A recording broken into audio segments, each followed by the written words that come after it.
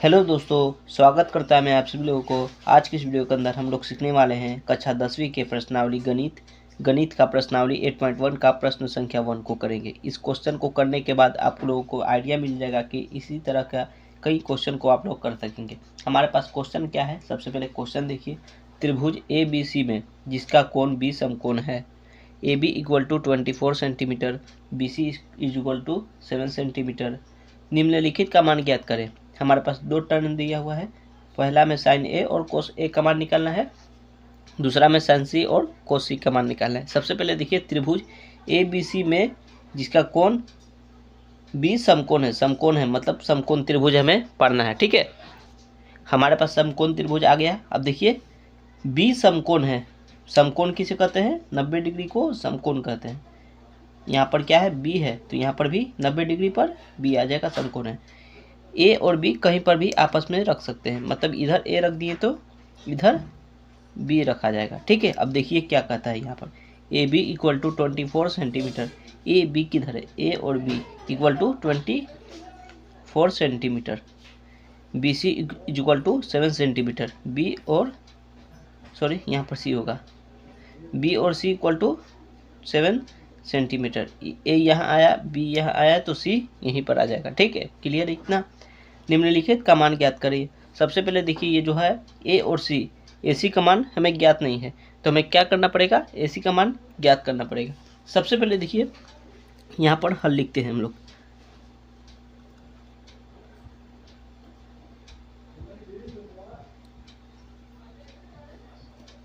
त्रिभुज A B C एक समकोण त्रिभुज है जिसमें कोण भी समकोण है और A B equal to 24 centimetre, B C equal to 7 centimetre है। ठीक है, इतना दूर आपको क्लियर है। अब देखिए यहाँ पर चलते हैं। चूंकि त्रिभुज ए बी और सी में, ए बी सी में पाइथागोरस प्रमेय लगाएंगे। पाइथागोरस प्रमेय से, पाइथागोरस प्रमेय क्या कहता है?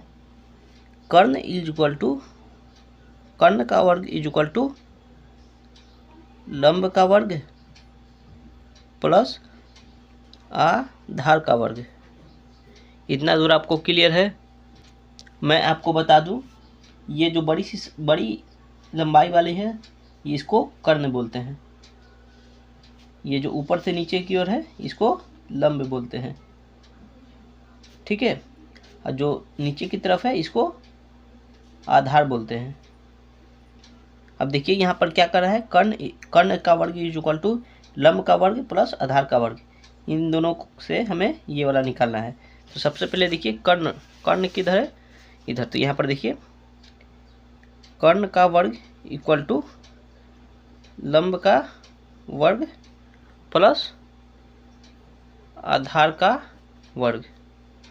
अब सबसे पहले देखिएगा, यहाँ पर कर्ण कितना है? कुछ नहीं है, तो यहाँ पर कर्ण का वर्ग लिखेंगे सिर्फ। लंब किधर है? 24 है, तो यहाँ पर लिखेंगे 24 का वर्ग प्लस आधार कितना है? 7 सेंटीमीटर है, यहाँ पर लिखेंगे 7 का वर्ग। अब देखिए, कर्ण का वर्ग इक्वल टू कितना हो? 24 का वर्ग करेंगे तो हमारे पास कितना आ जाएगा? 576। 7 का वर्ग करेंगे तो हमारे पास आ जाएगा 49। कर्ण इज इक्वल टू कितना आएगा? वर्ग को हटाएंगे तो इधर रूट में आ जाएगा। इन दोनों संख्या को आपस में जोड़ेंगे तो हमारे पास 225 आ जाएगा। इसका अंडर रूट निकालेंगे तो हमारे पास आ जाएगा 25 सेंटीमीटर। कर्ण कितना आया? कर्ण आया हमारे पास 25 सेंटीमीटर। तो यहाँ पर कितना आ जाएगा? 25 सेंटीमीटर। इतना दूर आपको क्लियर है। अब देखिए, ये वाला फिगर को हम लोग बड़ा कर देते हैं। ये वाला फिगर को हम लोग यहाँ पर देख सकते हैं। ठीक है, अब क्या कर रहा है? साइन ए और कोस ए। ठीक है, तो यहाँ पर लिख लेते हैं first sign A cos A. अब देखिए ज़रा ध्यान से देखिएगा, साइन ए ये इसका फॉर्मूला क्या होता है, साइन थीटा बराबर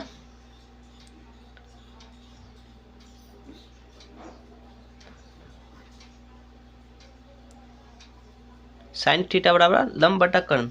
अब देखिए साइन ए ना, ए इधर बोलेंगे ए है इसलिए यहाँ पर ए हो गया, यहाँ पर ऐसे लिख देंगे साइन ए इक्वल टू लंब बटा आधार। इसके सामने वाला क्या हो जाएगा, लंब हो जाएगा, और इसके नीचे वाला आधार हो जाएगा, इसके सामने वाला लंब हो जाएगा। ठीक है, तो इसके सामने वाला कितना है, 7 है, 7।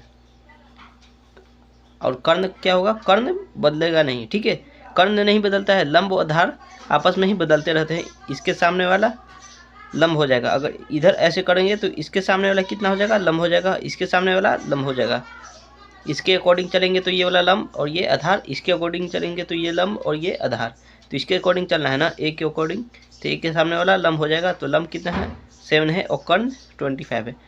तो 7/25 हमारा आंसर हो गया। अब देखिए कॉस ए, इसका क्या होता है, इसका फॉर्मूला होता है आधार बटा कर्ण, आधार बटा कर्ण। अब देखिए कॉस ए किधर है, ए, इसके अनुसार सामने वाला लंब हो जाएगा और ये वाला आधार हो जाएगा। तो इसके अनुसार ये वाला आधार होगा ना, तो आधार कितना है, 24 है, 24, और कर्ण नहीं बदलेगा, तो ये वाला यहीं पर हो जाएगा। ये वाला हमारा क्या हो गया, आंसर। पहला का तो कंप्लीट हो गया। अब देखिए दूसरा का, साइन सी और कॉस सी। दूसरा में क्या है, साइन सी और कॉस सी। अब देखिए जरा ध्यान से देखिएगा, सबसे पहले क्या पूछा है, साइन सी। साइन का फॉर्मूला क्या होता है, साइन सी, साइन का फॉर्मूला लंब बटा कर्ण, तो इसमें भी लंब बटा कर्ण। अब देखिए सी, इसके अकॉर्डिंग चलना पड़ेगा, इसके सामने वाला लंब होगा, इसके सामने वाला लंब, इसके सामने वाला कितना है, 24 है, तो यहाँ पर 24, और कर्ण तो सेम ही रहेगा 25, कर्ण नहीं बदलता है। ठीक है, ये हो गया हमारा आंसर। अब देखिए दूसरा कितना है, कोस सी। कोस सी, कोस का फॉर्मूला क्या होता है, आधार बटा कर्ण, आधार बटा कर्ण। आधार कितना है, सी के अकॉर्डिंग आधार ये वाला होगा, इसके सामने वाला लंब, और इसके अकॉर्डिंग ये वाला आधार होगा। आधार कितना है, 7 है, 7, और कर्ण नहीं बदलता है, तो 25 बटा में आ जाएगा। ये हो गया हमारा आंसर। वीडियो अच्छा लगे तो लाइक कर दीजिए, और चैनल पर न्यू है तो चैनल को सब्सक्राइब कर दीजिएगा। धन्यवाद, थैंक यू।